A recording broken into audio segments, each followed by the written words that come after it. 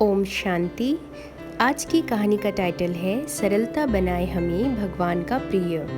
एक बहुत ही आलसी भक्त था और वो कोई ऐसा कार्य करना चाहता था जिसमें उसको कोई काम न करना पड़े।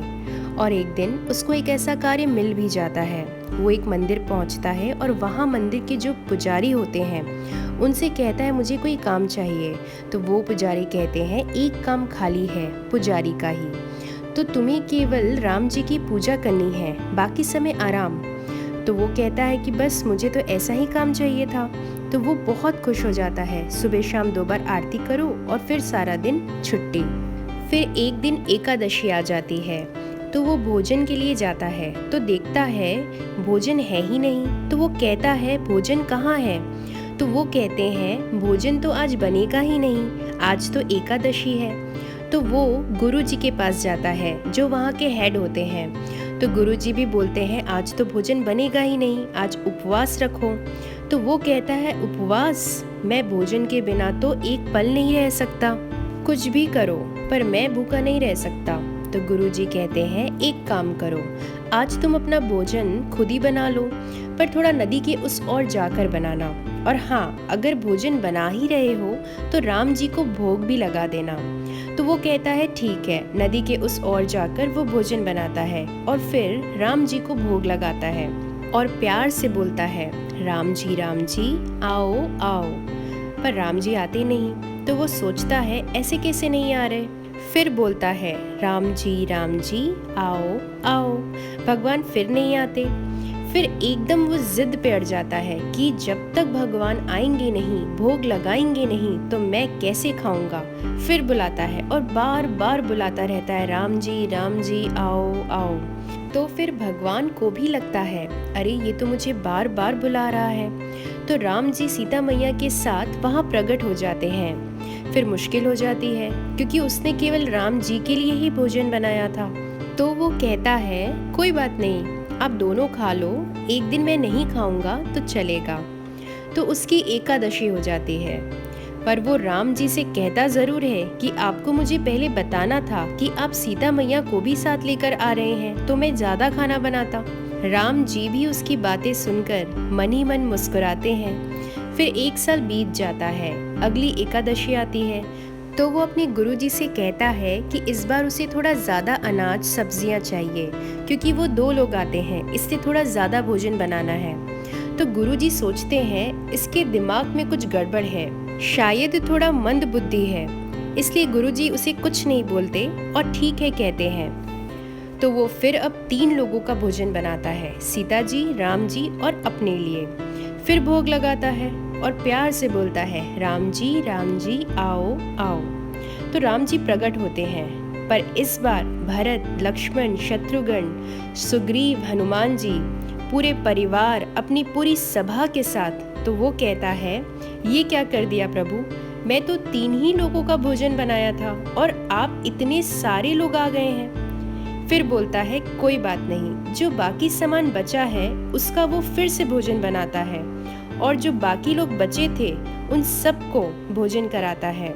इस बार वो फिर भूखा रह जाता है, उसकी फिर से एकादशी हो जाती है। फिर अगली एकादशी आती है और गुरु जी के पास जाता है और कहता है गुरु जी इस बार मुझे बहुत सारा सामान चाहिए क्योंकि वो बहुत लोग आते हैं और कम पड़ जाता है, इसलिए मुझे बहुत सारा अनाज और सब्जियां चाहिए। तो गुरु जी उससे पूछते हैं कौन आते हैं। तो वो बोलता है राम जी और राम जी के साथ सीता मैया और उनका पूरा परिवार। तो गुरुजी सोचते हैं ऐसा कैसे हो सकता है, ये करता क्या है। इस बार तो मुझे खुद देखना पड़ेगा, कहीं ये चोरी तो नहीं करता और सब सामान कहीं जाकर बाजार में बेच तो नहीं आता। तो गुरुजी कहते हैं उससे ठीक है, पर साथ में मैं भी चलूंगा मंदिर। तो इस बार वो भोजन बनाता नहीं, पहले ही भगवान का आह्वान करता है राम जी आओ आओ। तो राम जी इस बार पूरे राज्य के साथ वहाँ आ जाते हैं। तो वो भक्त कहता है यह तो अब बहुत अति हो गई है, इस बार मैं भोजन बनाने वाला ही नहीं हूँ, आप ही देख लो अब क्या करेंगे। तो राम जी भी उससे बहुत प्रसन्न हो जाते हैं उसका ऐसा निर्मल भाव देख के, और लखन से कहते हैं तुम जरा जाके लकड़ियाँ ले आओ। और जगत जननी सीता मैया खाना बनाने बैठती है और वो जो भक्त होता है वो एक जगह बैठ जाता है।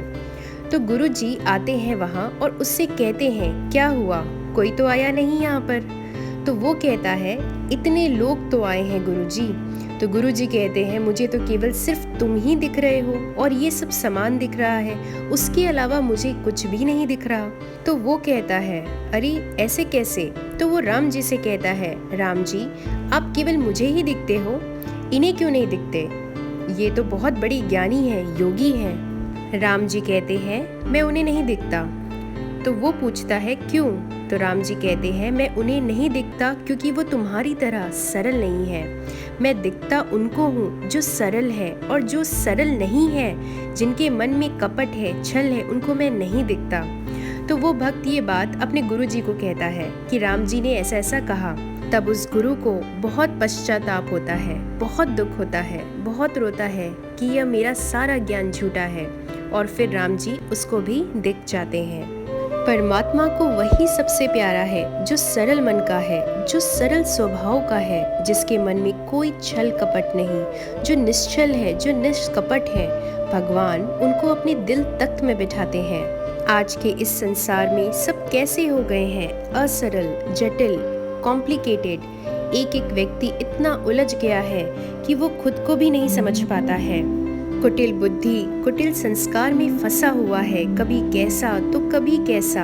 हर एक के साथ उसका व्यवहार अलग अलग है। किसी के साथ बड़े प्यार से बात करता है तो किसी के साथ घृणा नफरत करता है। किसी को कम इम्पोर्टेंस देता है तो किसी को ज़्यादा इम्पोर्टेंस देता है। पर भगवान को वो सबसे ज़्यादा प्यारा है जिसके अंदर सरलता का गुण है, क्वालिटी है। ये गुण भगवान तक ले जाने वाली सीढ़ी है। हर एक मनुष्य को सरलता का गुण अपनाना चाहिए। पर लोग कहते हैं कि अगर हम भोले भाले सीधे सादे होंगे तो लोग हमें तंग करेंगे, हमारा फ़ायदा उठाएंगे, हमें नीचे गिराएंगे। ये भी बात सच है, पर आप ही सोचिए, इस गुण को अपनाने से हमें क्या क्या मिल रहा है। 2 मिनट के लिए सोचें, कौन सा सौदा अच्छा, किसमें हमारा फ़ायदा, गुण को अपनाना या गुण को छोड़ना। फ़ायदे तो बहुत है। पहले खुद में मिठास आएगी, सादगी आएगी, मन निर्मल बनेगा, साफ बनेगा, जीवन में नवीनता, क्रिएटिविटी आएगी, आत्मविश्वास बढ़ेगा। लोग आपके इस सरलता के गुण से आकर्षित होंगे, आपकी तरह बनना चाहेंगे, आपसे बात करना चाहेंगे, आप सबके प्रेम के, स्नेह के पात्र बनेंगे। और सबसे बड़ा फायदा ये है कि भगवान के आप सबसे प्यारे बनेंगे। दुनिया उसे प्रेम करती है पर वो आपको प्रेम करेगा। अच्छे को कभी अच्छाई का त्याग नहीं करना चाहिए, भले कितनी भी कठिनाइयाँ क्यों न झेलनी पड़े। कहते हैं ना, धरत परिये धर्म न छोड़िए। सच्चाई की राह पर चलना कठिन है, पर जो अलौकिक खुशी, हिम्मत, विश्वास आपको मिलेगी इस एक गुण को अपनाने से, वो दुनिया की किसी भी चीज से, वस्तु से, वैभव से, रिश्तों से नहीं मिल सकती। तो आज से, इसी क्षण से इस गुण को अपने अंदर धारण करें और सरल मार्गी बने। ओम शांति।